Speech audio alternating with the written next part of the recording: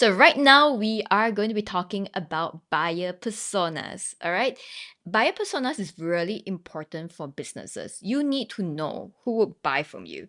And we're talking about segments of people, and you are able to verbalize and imagine how this person is like. So for example, if today I'm selling a social media course, who could be the ones who will be buying from me? Number one, entrepreneurs, because they need it for their business.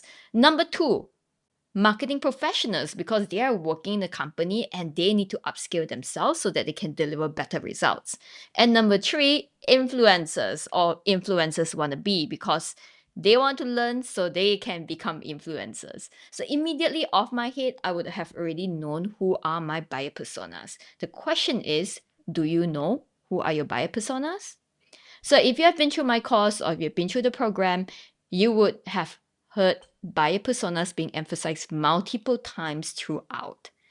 But if today you are new here with me, please go and Google it yourself. Now let's look at this. You see, the reason why we want to identify buyer personas is because we have broad categories of segments that we know who want to buy from us. They are broad enough for us to know that there is a good amount of market, but they are also narrow enough for us to be able to identify their pain points and their goals in life. And that is what buyer persona is like. So, however, today I'm talking about HubSpot, so I'm not here to talk about marketing concepts. I'm here to talk about how to utilize HubSpot. And in HubSpot, they allow us to key in our buyer personas. And every single time we add a contact into our customer database, we can tag our contact according to the buyer personas that we have. So this buyer persona, we want to have a proper write-up so that they can tag the new contacts with the right kind of persona. And not just that, when you tag people according to the personas, this will enable you to create different kind of automation workflow that is linked and related to that particular buyer persona. Like today, for example, I want to be talking to the entrepreneurs and the entrepreneurs only. I can send a series of emails talking about entrepreneurship. But if today I want to talk to the people who are within the creative field, they are the creative, they are the artists, they are the dancers, and so on and so forth, because they want to become influencers, right? Yeah, the kind of lingo that I use, the words that I have, will be very different for the creative. And the needs and wants are also very different. And so this is where we are, and we are going to be tagging and creating our buyer personas accordingly. Buyer persona is a particular data point that HubSpot allows us to collect. In fact, the HubSpot itself has pre-created it for us. So please go into settings. You can see that at the top there's this little cute little view, cog view, and you can come here, go down so you can see settings, your preference, account management, and there's this thing called data management. Right? And under the data management, these are the properties, or you can call it data points as well, that HubSpot allows us to collect. You can either use whatever that HubSpot has provided, or you can create new ones as well. But nonetheless, let's just go into properties right now. And under properties, I would just like you guys to write persona. So this is where we can use it for the buyer persona. Now, once you're here, you can see that persona is under contact information, which is why it is under CRM contact. And it's created by who? By HubSpot. It is currently not used or not filled as well. So now we just need to click into this. Click on persona, click on the text, and you can see under here, details, the label, the property label or the data property label is called persona. So the object type is contact, which is what is under contact information. It's under CRM, right? And then there is it's grouped under contact information. A description is called a context persona. However, the field type right now is totally empty. So we need to provide the options for our salespeople or our new marketers to select from. So click on add another persona. And you can see this. So what it wants is to upload a picture of your persona. So the picture should be something where people see it one glance and they kind of know, what kind of person that person is. The name, make it memorable. Don't just call it Audrey. Call it Audrey the entrepreneur or Audrey the creative, right? And describe it so that your salespeople or your marketer will be able to read the kind of persona this person is and what some internal notes, what kind of roles or what kind of job does this persona have. We can just write it in a more high level manner because sometimes certain personas may have an overlap of a lot of different industries, a lot of different roles. What's the goal? What is this persona trying to do? Why is it doing this? What's the challenges? What's the pain points? Okay, then demographic, age, income range, education, location, and some stories. So we are going to use AI to churn out this information. In this case, you can use any form of AI. For example, I can use Gemini or I can use ChatGPT. It doesn't matter. Just pick whatever that you like. So for you guys who are going through my course, you would be able to see the prompts that I've already pre-written for you all. Put the prompts in. Let's just read. You are my digital marketing expert and this is my business. Please help me create 3 buyer personas. I need this memorable name, description of the person, the type of job roles, the goal, the challenges, and so on and so forth. Great. It has come up with 3 different buyer personas, and what you can do is just copy and paste all this information into Hubspot. So the first person that they provided us is Chloe Chen, the aspiring influencer. So in this case, I could just put the aspiring influencer, or if you want to put Chloe Chen, the aspiring influencer, is also fine. Yeah. Please read the information so that you can make sure that it makes sense in the first place. All right.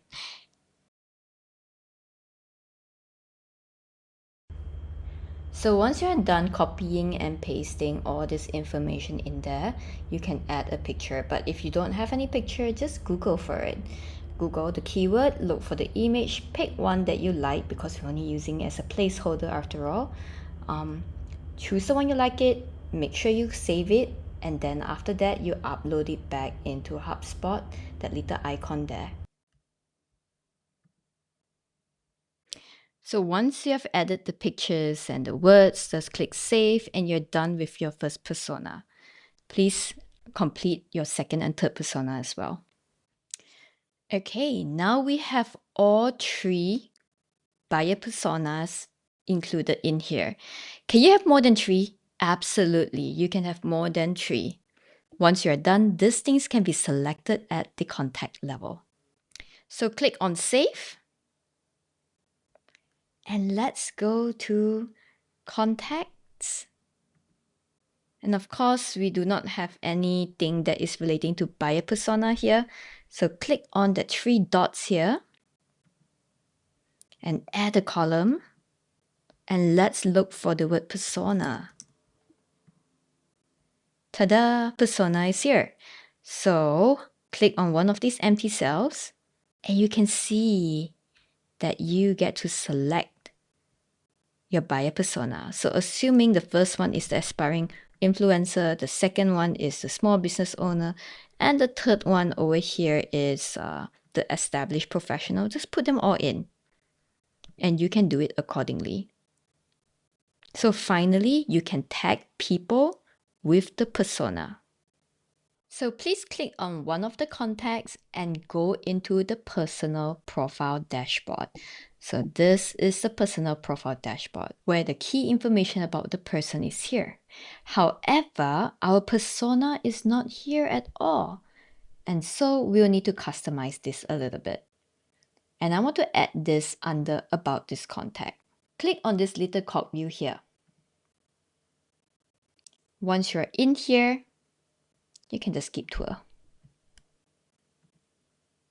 You get to edit how the templated view looks like. In this case, You might feel very overwhelmed because there are so many things. Don't worry, just make sure you follow me closely. So just now we click onto the part where it says about this contact. I hope you remember. And then this is how it looked like. Alex Chan, right? There's an email, phone number, and so on and so forth.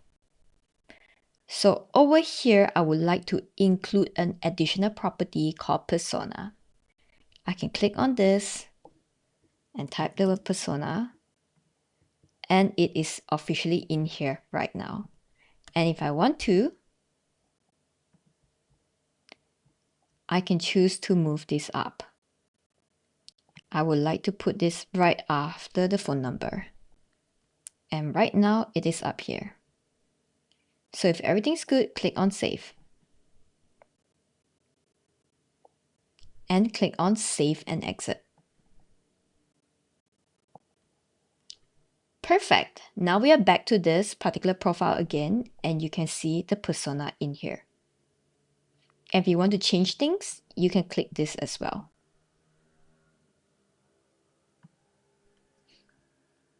Now you might be thinking,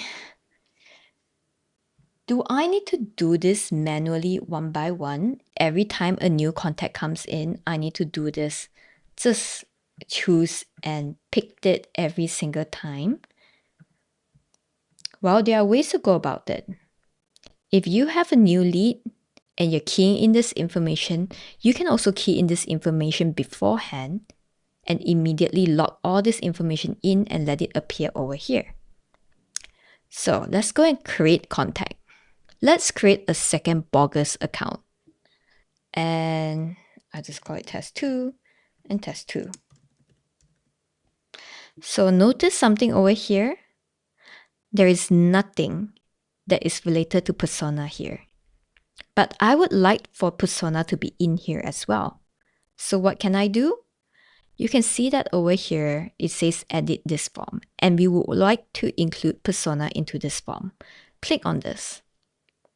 And this one will pop open. So we get to add properties in here. This is the current set of properties and search property. And in this case, we are looking for persona. Perfect. Ta-da, it's here. Now let's just put it all the way up here. So next time, what happens is that every time someone creates a new contact, they can put all this information in. They can also put the persona in here as well. Once this is done, just click on Save and Close. Okay, so now let's go back to our contacts. And let's click on Create Contacts. So our test 2 wasn't saved. And this is my bogus account again. All right, so I call it test 2, test 2. And ta-da, you see that you have persona over here. And you can choose the persona that you want. Perfect. In this case, I'll just say it's the first one. Okay, create. And immediately the persona dashboard already have the persona in here for the test 2 bogus contact. And when we go back to the contacts, let's see if we have it here. See, test 2, they have the aspiring influencer as the persona as well. All right, well done everyone. You guys have created your buyer persona and you have created 3. That's great. Oh, I hope so. And you have already tagged some of the people with the particular persona. So you can see that it is a selection in the dashboard. Beyond the dashboard, we have also included that as a view inside the personal dashboard as well. And not just the personal profile dashboard, we have also made sure that we can include that as an option in our form every single time we create a new contact. In the future, people can just immediately type in a new contact and key in the persona information beforehand. Okay, so well done guys. You guys are done with buyer persona and also understanding data properties. Next up, we are going to be looking into importing contact list into the CRM. And that is the method 2 of how to add contacts into the CRM.